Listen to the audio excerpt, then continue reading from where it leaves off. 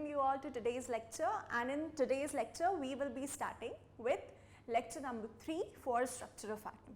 Okay, चलो इससे पहले let me brief you with the courses that are already present, that are running currently on the application for junior as well as senior classes.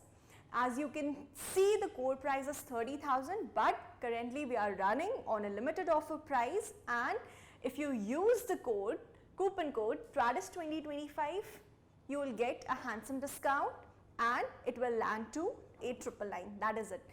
And in such an affordable amount. All of these features are available on the application. ठीक है, classroom videos हैं, 3D videos हैं, lecture videos हैं, smart board videos we have, worksheets we have for you to solve, the previous year questions you have to solve.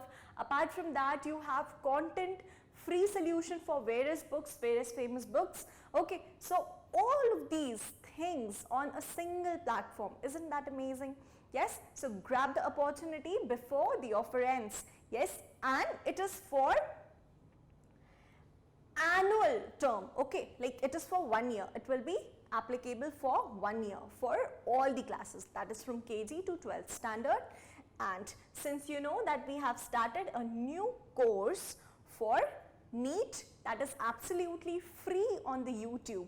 Yes, but अब ऐसा होता है कि questions कहाँ से solve करें, theory वगैरह और जितना भी है वो सब तो कर लिया, questions की practice भी कर ली जितने भी class में हुए हैं, लेकिन बाकी की practice हम कैसे करेंगे? तो for that I would like to tell you कि on the application you have access to the NEET content. Okay, सारी chapter wise worksheets uploaded हैं, previous year questions uploaded हैं for your practice, and you can give their mock tests as well. So any queries related to this thing, if you are coming across, so simply contact us on the given details. Here we have the contact number, and you can also contact us through Facebook, Instagram, Twitter and so on.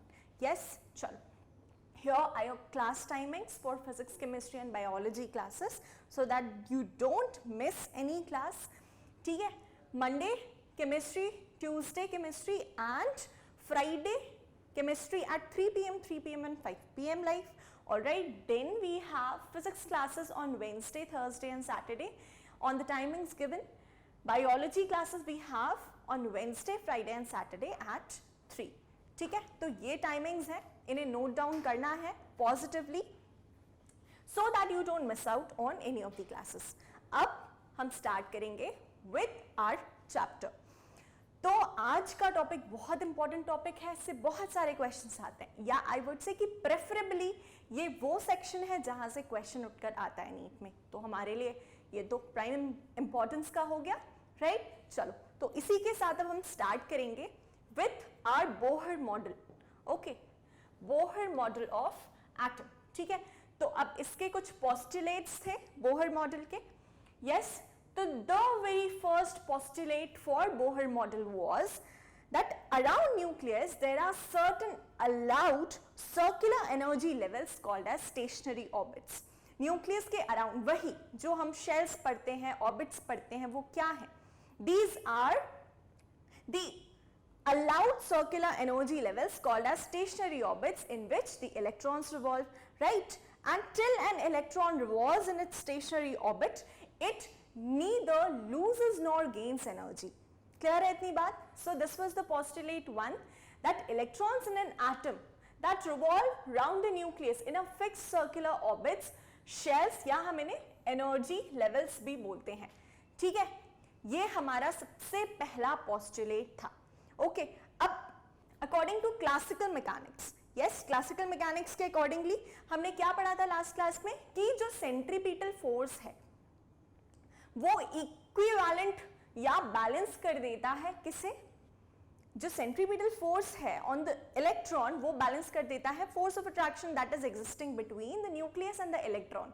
तो इसकी वजह से the electron does not fall back in the nucleus या falls out of the orbit. दोनों चीजें possible है ना भाई. तो the centripetal force required for circular motion is provided by the electrostatic attraction from the nucleus. ये दोनों ही forces एक दूसरे को बैलेंस कर देते हैं. तो अब अगर हम इसको देखें मैथमेटिकली तो सेंट्रीपिटल फोर्स क्या होता है? It is mv square by r. Yes, यही होता है। और ये किसको बैलेंस करता है? Force of attraction provided by the nucleus, that is, अगर हम फोर्स ऑफ अट्रैक्शन की बात करते हैं या इलेक्ट्रोस्टैटिक फोर्स ऑफ अट्रैक्शन को हम कैसे रिप्रेजेंट करते हैं? It is equal to k q1 q2 upon r square, right? Like this we represent, है ना? तो अब k q1 q2 upon r square अगर हमारा फोर्स ऑफ अट्रैक्शन है तो q1 और q2 हम यहां पर डिफाइन कर सकते हैं. We can define q1 q2, right? So it is ze and e. What is it? It is ze and e. Charge 1 is taken as ze and charge 2 is taken as e. Clear है इतनी बात? Now इसको हम यहां पर लिख देंगे, equate कर देंगे, ठीक है? As this force is balancing the electrostatic force of attraction, so we can write it as k ze e upon R square. इतनी बात क्लियर है? फर्दर ये क्या हो जाएगा? Z square, right? तो मैं ये ई को रिमूव कर दूंगी, ठीक है? क्लियर है इतनी बात? अब यहां से I can find the value for R, I can, right? अब वो डेरिवेशन जो है वो हम आगे करेंगे, इससे पहले हम सेकेंड पोस्टुलेट समझ लेते हैं कि electrons can revolve only in those stationary orbits where angular momentum of electron is an integral multiple of h upon 2 pi. क्या बोला है? सेकेंड पोस्टुलेट क्या है कि electrons can revolve only in those stationary orbits in which their angular momentum is an integral multiple of h upon 2 pi, ठीक है? h upon 2 pi. तो यहां से हमें n लिख दिया है, मतलब जो h अपॉन 2 पाई है ये हमारा क्या हो गया है? इंटीग्रल मल्टीपल हो गया है, ठीक है? So electrons that can revolve only in electrons can revolve only in those stationary orbits in which there is angular momentum and it is equal to the integral multiple of h upon 2 pi. अब this is angular momentum, mvr, तो इसको equate कर दिया, ठीक है? अब where m is the mass of electron, v is the velocity of electron, r is the radius of orbit, n is the principal quantum number and h is the Planck's constant. Clear है इतनी बात? चलो, तो हमारे पास दूसरा equation क्या आया? mvr is equal to nh upon 2 pi, ठीक है? यही आया, okay? Now by his second postulate Bohr introduced quantization of angular momentum of electron. कोई भी चीज क्वांटाइज्ड होती है मतलब it is an integral multiple of something, ठीक है? चलो, अब by absorbing suitable energy from outside electron क्या करता है? एक लोअर एनर्जी लेवल से हायर एनर्जी लेवल की तरफ जंप कर देता है. तो अब ऐसा करने पर क्या होता है? जब इलेक्ट्रॉन एक लोअर एनर्जी लेवल से हायर एनर्जी लेवल से E2 पर जा रहा है, E1 से E2 पर, तो it will absorb certain amount of energy. Yes, upon absorbing this energy, अब हायर एनर्जी लेवल पर गया है मतलब कि स्टेबल नहीं है, और स्टेबल नहीं है मतलब वापस से अपने ग्राउंड स्टेट पर उसका आना पक्का है. तो जब वापस आएगा वो इलेक्ट्रॉन, अपनी वापस ग्राउंड स्टेट पर आएगा, तब क्या होगा? It will emit the equal amount of energy जो भी उसने अब्सॉर्ब करी थी ऊपर हायर लेवल पर जाने के लिए, ठीक है? तो ये जो एनर्जी होती है that is E2 minus E1, है ना? Change in energy is equal to E2 minus E1.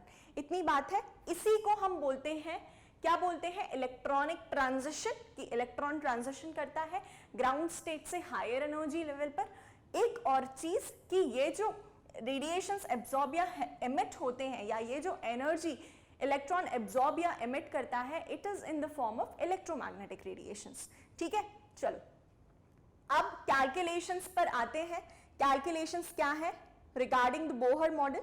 From mv square by r, like this equation, first equation and second equation, we can deduce what? v square r is equal to kze square upon m. क्या किया मैंने? इस equation को क्या कर दिया? Let me just make this more precise for you. What I am simply doing is I am dividing, okay, this equation by this equation. Okay, तो चलो करके देखते हैं. What will we get?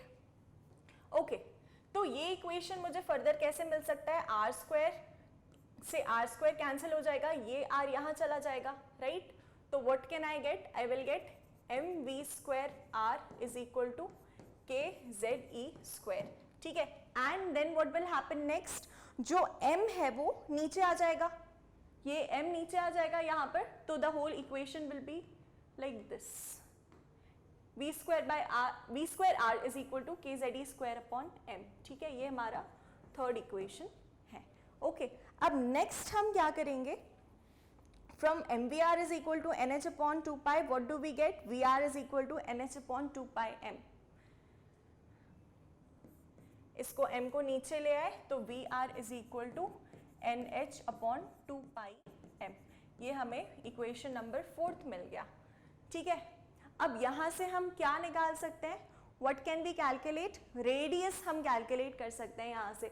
अब देखो रेडियस अगर हम कैलकुलेट करेंगे, इन दोनों इक्वेशन से रेडियस कैलकुलेट करना है तो हमें r को बचाना पड़ेगा, राइट। तो r को अगर बचाएंगे तो क्या करना है, सबसे पहले we will simply square the equation 4 and divide by 3। क्या करेंगे, इक्वेशन नंबर 4 को स्क्वायर करेंगे, इसकी स्क्वायरिंग करेंगे और इससे डिवाइड कर देंगे। तो let us see what do we get, अगर मैं इस इक्वेशन को स्क्वायर करती हूँ, v square r square is equal to n square h square upon 2 pi m, this will be 4 upon squaring. ठीक है, अब इसकी स्क्वायरिंग करी और फर्स्ट इक्वेशन से डिवाइड कर दिया, तो उससे डिवाइड करने से क्या हो जाएगा, v square r and then we get k ze square m।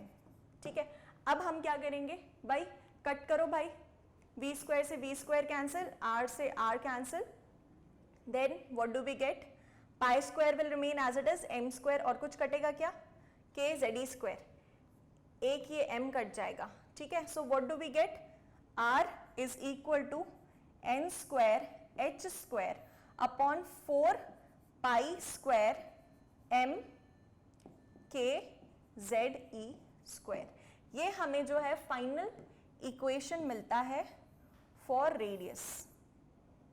इसको देख लो, ठीक है, ये हमें फाइनल इक्वेशन मिलता है। अब देखो क्या होता है कि यहां से जो इतनी वैल्यूज हैं, h square 4 pi square m k and ये e स्क्वायर, ये होते हैं कांस्टेंट। ये क्या होता है, कांस्टेंट। तो इनको जब हम सॉल्व करते हैं तो इनकी वैल्यू निकल कर आती है 0.59। इनकी वैल्यू क्या निकल कर आती है, 0.59, या it is approximately equal to 53, you can take it 0.53। और फिर बचेगा क्या, n स्क्वायर अपॉन z। ठीक है, तो इससे एक बहुत इंपॉर्टेंट, ये डेरिवेशन हमारे काम का नहीं है, इसका रिजल्ट हमारे काम का है, जो बहुत ज्यादा इंपॉर्टेंट है। तो इसका रिजल्ट हमें क्या देता है, radius is directly proportional to n square and inversely proportional to z। Highly important. आप चाहो तो केवल रिजल्ट भी याद कर सकते हो, that is not a problem. ठीक है, so radius of an orbit, radius is directly proportional to n square upon z। And for first Bohr orbit अगर हम बात करते हैं, फर्स्ट बोहर ऑर्बिट की अगर बात करते हैं, r is equal to n square by z, right. और अगर हम फर्स्ट बोहर ऑर्बिट की बात करते हैं,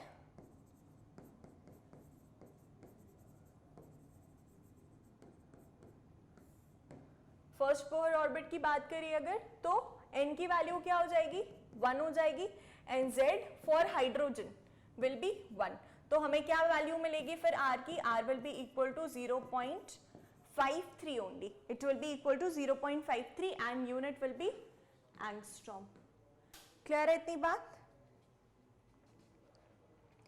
चलो, अब इसके बाद हम आएंगे इक्वेशन नंबर, नेक्स्ट इक्वेशन पर, जिसमें we will be determining the speed of orbital electron. Okay, तो व्हाट वी रिसीव्ड, हमें पहले इक्वेशंस क्या मिले थे, लेट अस चेक। हमें ये इक्वेशंस मिले थे, right, equation 3 and equation 4 we obtained. Now what we will do is we will simply divide equation 3 by 4। Equation 3 को 4 से डिवाइड कर देंगे। तो मैं यहीं पर I am erasing all this, I hope you have noted it down.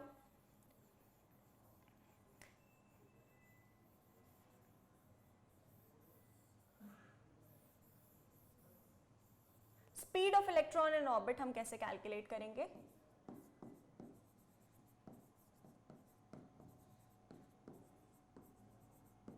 ठीक है, क्या करेंगे? इक्वेशन 3 को डिवाइड, इक्वेशन 3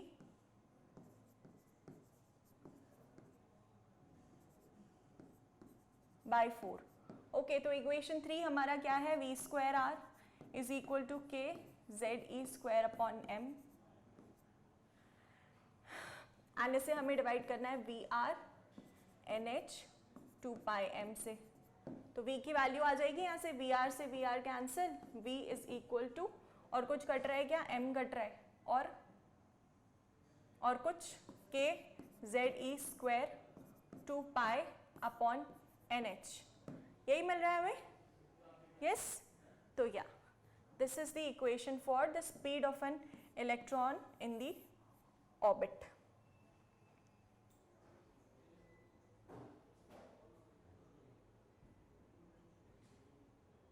ठीक है, अब सिमिलरली यहां पर से भी कांस्टेंट्स की वैल्यू निकाल लेंगे.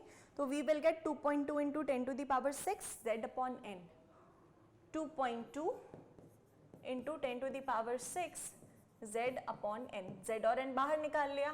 ठीक है, क्योंकि किसी भी एटम के लिए सिर्फ इसकी वैल्यू चेंज होगी, बाकी ये तो एज इट इज रहेगा. ठीक है, तो कांस्टेंट क्या है यहाँ पर? k h 2 pi z.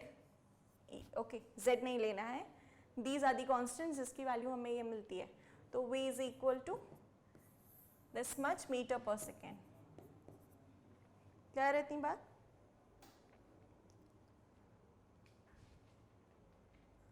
I hope this much is clear to all of you. Now we will understand. देखो हमने रेडियस देख लिया, और क्या देख लिया? We saw radius, then we saw the speed of an electron. अब हम देखेंगे energies of an electron. Important है, ये भी आता है. ठीक है,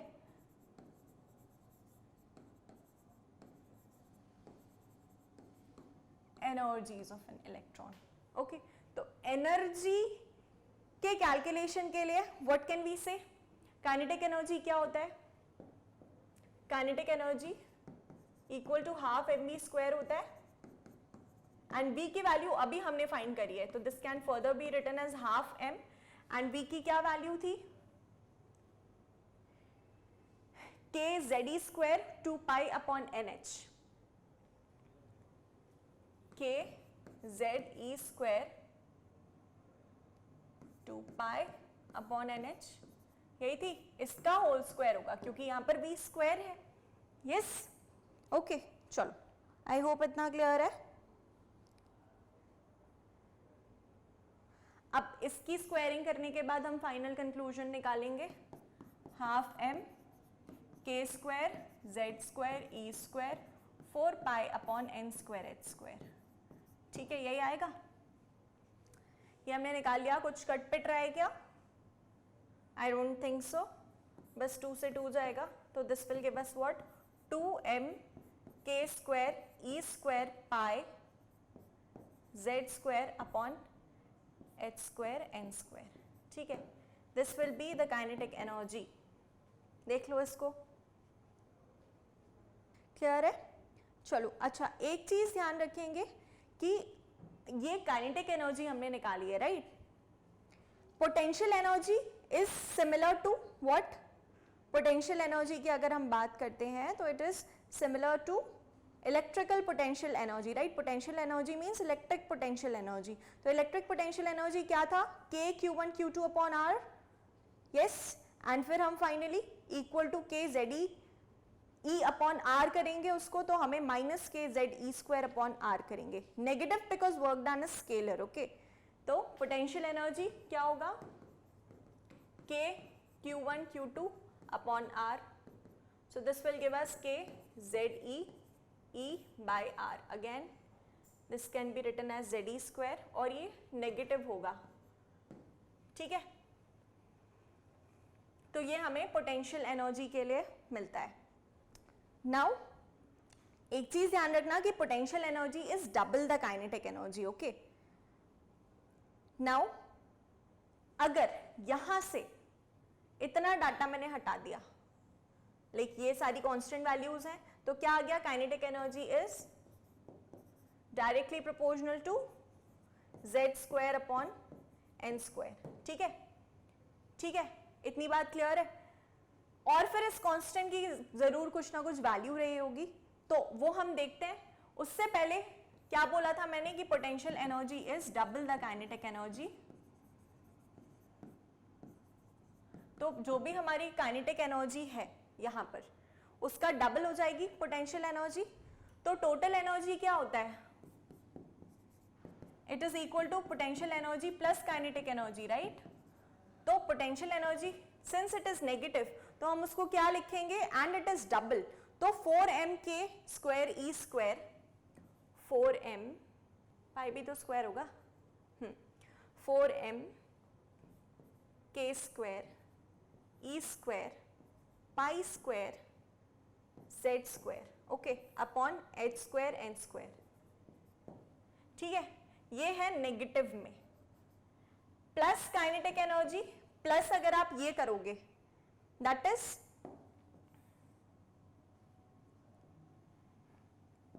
plus 2m k square e square pi square z square upon h square n square. तो हमें टोटल एनर्जी की वैल्यू मिल जाएगी, लेकिन it will be in negative, -4 + 2 whole of the equation. यही वैल्यू टोटल एनर्जी की हमें आएगी and it will be negative. ठीक है, ये हटा करके मैं अब टोटल एनर्जी लिख रही हूँ, I am not writing it again. ये हमें टोटल एनर्जी मिल जाएगी। अब जब क्वेश्चन आता है तो उसमें पूछते हैं कि टोटल एनर्जी क्या होगी भाई, तो उस केस में हमें फिर आंसर देना होता है energy is equal to -13.6 into z square upon n square. जो भी कांस्टेंट था उसकी वैल्यू ये आएगी, लेकिन it will be negative since we are calculating the total energy. तो z square upon n square and then electron moles. तो this is an important formula as far as the energy is concerned. Clear है इतनी बात? तो इसको देख लो। So this is the total energy, and total energy of orbital electron is always negative. This means electron is bound to keep revolving in the attractive electric field of the nucleus. ठीक है, clear है इतना? Okay. Next we will see the energy levels of hydrogen atom.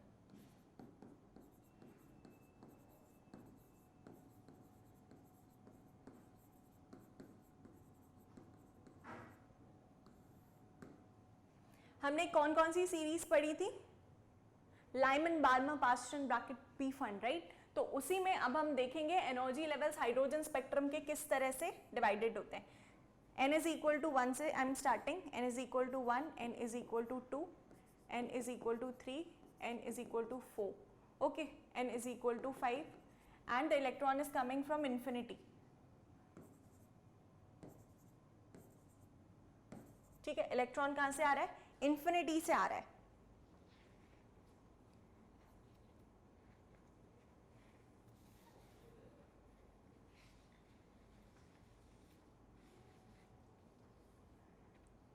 या N2 जो है ये थोड़ा सा ऊपर होता है कंपैरेटिवली, तो मैं इसको नीचे कर देती हूँ। N इज इक्वल टू 1, ठीक है। ये ground, n is equal to 1 ground state है।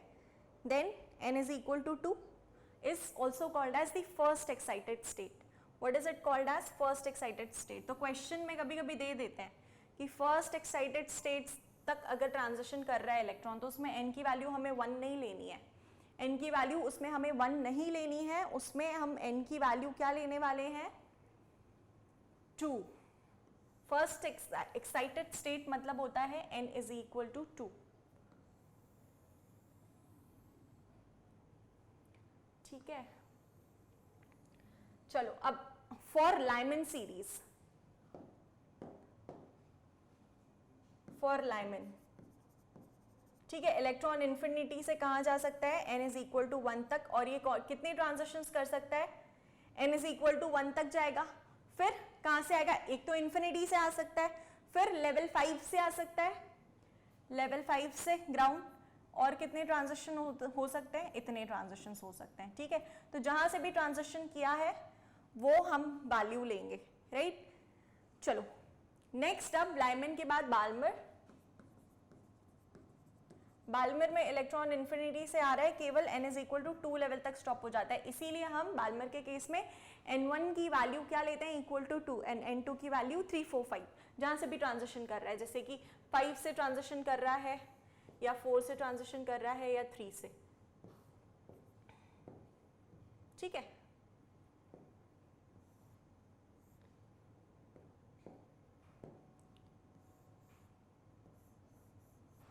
क्लियर। चलो इसके बाद लाइमन हो गया, बाल्मर, पाश्चन। इलेक्ट्रॉन आया इन्फिनिटी से और कहां लैंड कर गया, n इज इक्वल टू 3 पर, या फिर एक और ट्रांजिशन ये हो सकता है, एक और ट्रांजिशन ये हो सकता है, पॉसिबल ट्रांजिशन हैं ये पास्टन के लिए। ब्रैकेट के लिए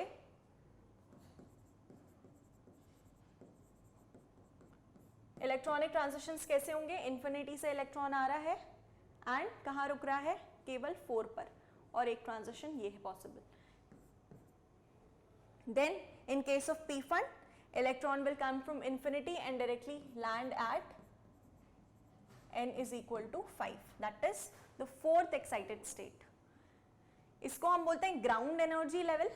Then this is the first excited state, second excited state, third excited state and fourth excited state. सबसे ज़्यादा गलती इसी में होती है, ठीक है। चलो आई होप इतना क्लियर है आपको। अब फर्स्ट लाइमन लाइन की अगर हम एनर्जी की बात करते हैं तो it is 10.2 electron volt, second 12.1 electron volt and third 12.75 electron volt.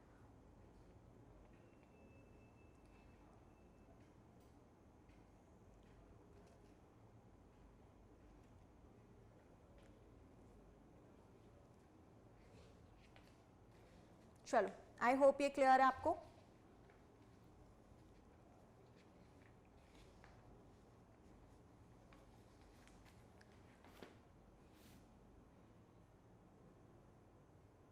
Yes. Now this is all about the theoretical portion today. Up we will switch to the DPQs. Okay, chalo.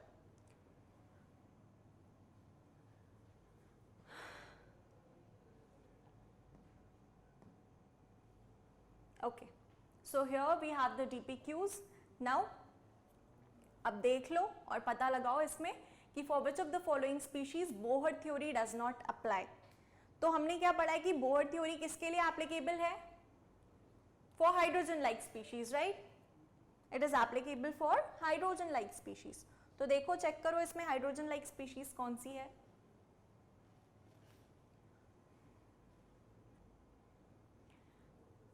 Which of the following species Bohr theory doesn't apply. Hydrogen के लिए तो applicable है, helium plus के लिए भी applicable है, lithium 2+ के लिए भी एप्लीकेबल है। क्यों? क्योंकि ये तीनों हाइड्रोजन लाइक स्पीशीज है, एक एक इलेक्ट्रॉन है। सोडियम के लिए एप्लीकेबल नहीं है। सोडियम Na+ में कितने इलेक्ट्रॉन्स होते हैं, 2,8। It is not hydrogen like species. Okay, तो this is the answer. Now if the radius of second Bohr orbit of hydrogen atom is r2, the radius of the third Bohr orbit will be, radius की बात हो रही है, और radius के case में हमने रिलेशन पढ़ा था एक, the radius for second Bohr orbit of hydrogen atom is r2। तो यहां पर हम n इज इक्वल टू क्या लेंगे, 2। सेकेंड बोहर ऑर्बिट की बात आ रही है। रेडियस थर्ड बोहर ऑर्बिट के लिए पूछा है, और हमारा जो एटम है वो क्या है, सेम है। तो z की वैल्यू तो सेम होने वाली है ना, z की वैल्यू तो सेम होने वाली है। तो r और n में क्या रिलेशन था, रेडियस जब हम डिड्यूस कर रहे थे तो रेडियस में हमने क्या पढ़ा था, उसमें क्या पढ़ा था, व्हाट डिड वी स्टडी, कि radius is directly proportional to n² upon z, right.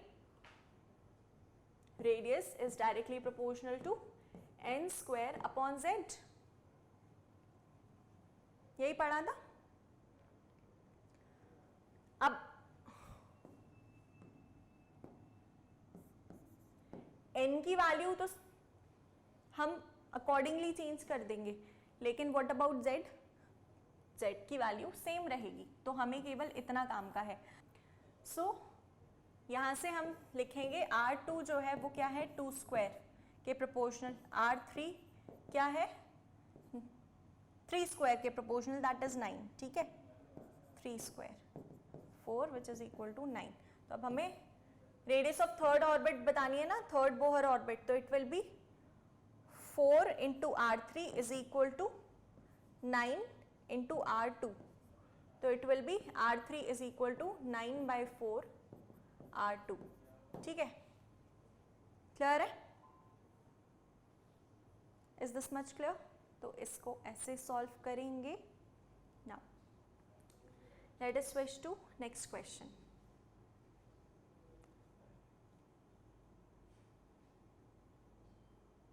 Try it then we'll move on.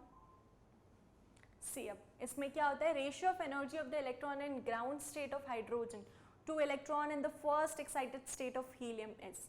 हमें सबसे पहले energy is directly proportional to z² upon n² पता होना चाहिए, ये हमने पढ़ा था, राइट? अब फर्दर हम क्या करेंगे, हीलियम और हाइड्रोजन हमें 2 एटम्स दिए हुए हैं, राइट? तो अगर एनर्जी इसी को अगर हम इन टर्म्स में लिखते हैं, ratio of energy of electron in ground state of hydrogen बोला है ना, ground state of hydrogen and first excited state of helium, तो इसको कैसे लिख सकते हैं, ग्राउंड स्टेट ऑफ हाइड्रोजन के लिए z² क्या हो जाएगा 1 square which is 1 only, and n² क्या हो जाएगा, ग्राउंड स्टेट है मतलब n इज इक्वल टू 1 है, तो that will also be 1 square which is equal to 1 only. फिर हीलियम के लिए क्या हो जाएगा, z यहीं आएगा क्योंकि एनर्जी डायरेक्ट है, डायरेक्टली प्रोपोर्शनल है, तो हीलियम का एटॉमिक नंबर कितना होता है 2, राइट? तो it will B 2 square that is 4 क्योंकि z का स्क्वायर है, एंड सिमिलरली यहाँ पर n का स्क्वायर फर्स्ट एक्साइटेड स्टेट मतलब क्या होता है n इज इक्वल टू 2, तो this will give us again 4, सो हमें फाइनली क्या मिलेगा 1:1, तो B is the correct option. Clear है?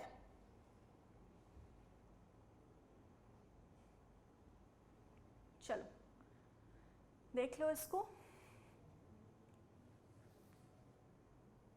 Now, the radius of which of the following orbit is same as the first Bohr orbit of hydrogen?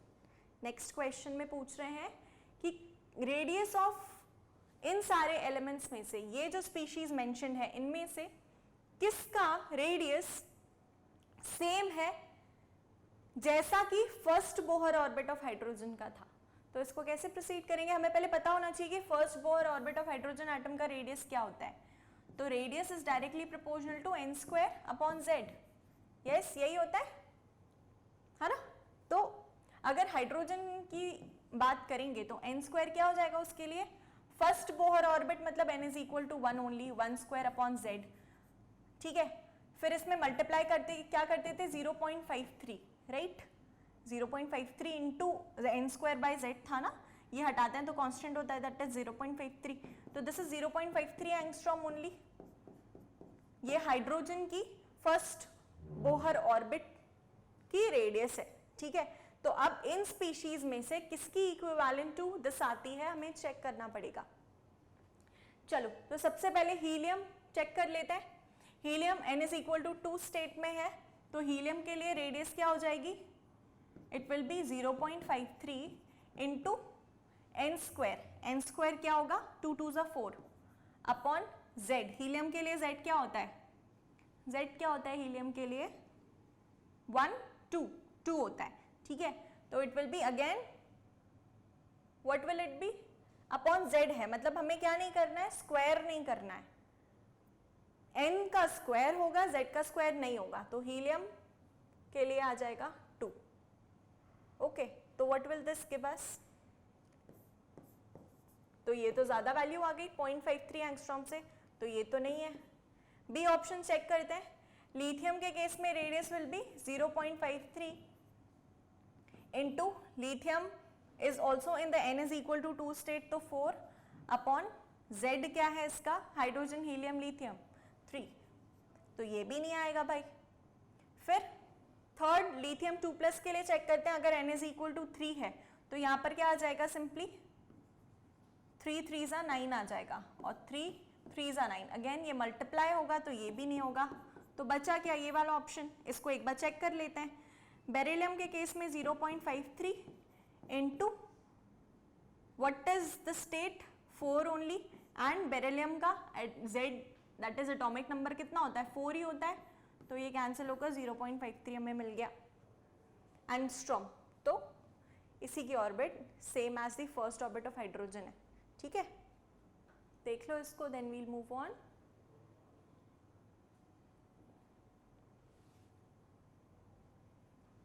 चलो अगला question है, energy of electron in first orbit of hydrogen atom is 13.6 electron volt minus 13.6 electron volt. तो what will be its potential energy in n is equal to 4th। Total energy बताइए, minus 13.6 electron volt है, तो इसकी potential energy in n is equal to 4th क्या होगी। How are we going to proceed. Energy of fourth orbit हम निकाल सकते हैं, right. Energy of Bohr orbit of hydrogen तो गिवन है, energy of fourth Bohr orbit कैसे निकालेंगे। एनर्जी क्या होता है, it is equal to Z² upon n² into 13.6 minus 13.6 I would say. तो हाइड्रोजन के लिए Z तो 1 होगा, n² फोर्थ है तो 16 हो जाएगा, इंटू माइनस 13.6। इसको जब हम सॉल्व करेंगे तो क्या आएगा, we will get minus 0.85 electron volt, ठीक है।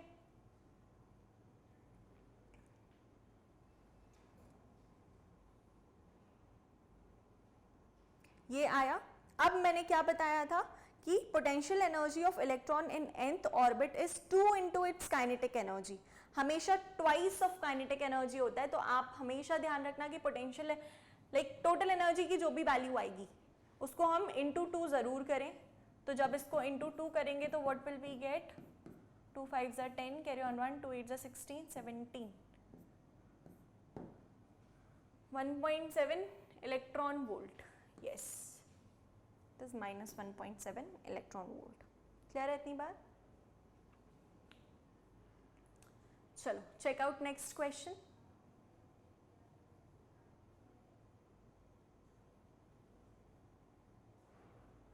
चलो इसको भी हम सेम वे में प्रोसीड करेंगे, बस एक चीज ध्यान रखना, ionisation energy is equal to the energy but negative of it, ठीक है। तो आयोनाइजेशन एनर्जी हीलियम प्लस की इतनी है, the energy of the first stationary state n is equal to 1 of lithium is, helium की गिवन है, lithium की calculate करनी है, तो energy of helium plus upon energy of lithium plus is equal to what, ionisation energy of helium plus is given as minus 19.6 into 10 to the power minus 18 joules. The energy of the first stationary state n is equal to 1 for lithium is first stationary state है, तो क्या calculate करेंगे इसके case में,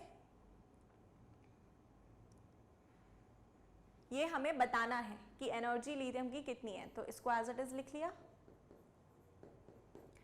this is equal to energy किसके proportional होती है, Z² upon n square, right. तो यहां पर this will be equal to, इसके लिए Z² क्या होगा, हीलियम के लिए स्टेशनरी स्टेट तो देखो 1 ही है और यहाँ पर कोई स्टेशनरी स्टेट मेंशन नहीं है, तो हम क्या ले लेंगे, energy is directly proportional to Z² only, ठीक है।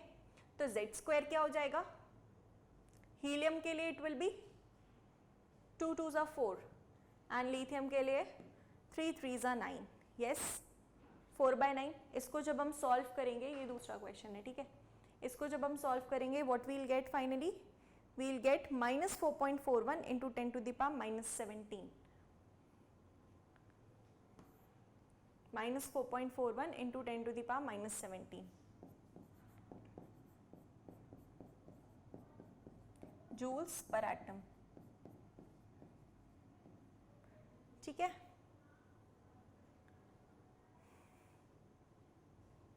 चलो देख लो इसको, I hope this much is clear. Next question, the energy of second orbit of hydrogen is equal to the energy of which of the following. तो पहले energy of second orbit of hydrogen निकाल लेते हैं। Energy is directly proportional to z square upon n square, या नहीं लगाना है ये तो it will be -13.6 into z square is 1 only 1 square, and energy of second orbit of hydrogen, second orbit of hydrogen मतलब n स्क्वायर कितना आ जाएगा 2, दैट इज 2 2 4, तो ये हमें मिलेगा 4 3 12, 4 4 16, 3.4 electron volt we'll get. Okay, अब इनके लिए चेक करना है कि किसके लिए -3.4 इलेक्ट्रॉन वोल्ट वैल्यू आ रही है। तो चलो फोर्थ ऑर्बिट ऑफ हीलियम के लिए क्या आ जाएगा -13.6 into z square is 2 2 4 upon n square is 4 4 16, तो दिस विल गिव अस 4 1 4 4 4 1/4 आना चाहिए क्या? Yes, it is fourth orbit of helium, z square upon n square, या सो A is the correct option. ये तो बहुत इजी था, एक्चुअली सारे ही क्वेश्चंस इजी हैं, बस हमें ध्यान रखना होगा कि रेडियस, एनर्जी, वेलोसिटी का क्या रिलेशन होता है एटॉमिक नंबर एंड n की वैल्यू के साथ। ठीक है, चलो देख लो।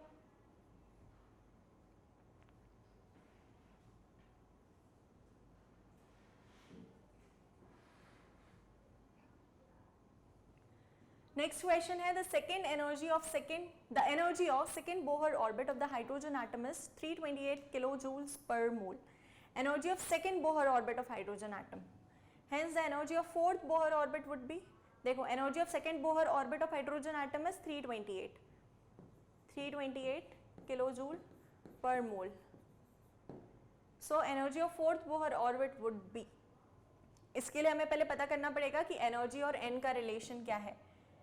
Atom same है hydrogen. Energy is directly proportional to z square upon n square, right?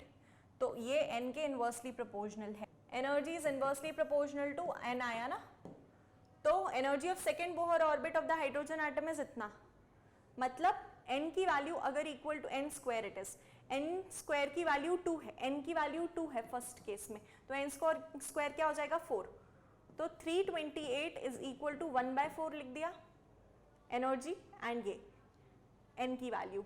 तो energy of fourth Bohr orbit would be, ये हमें पता नहीं है, से फोर्थ बोहर ऑर्बिट है तो E4 है ऐसे करके मान लिया, तो इसकी एनर्जी क्या होगी, will be 4 square that is 16।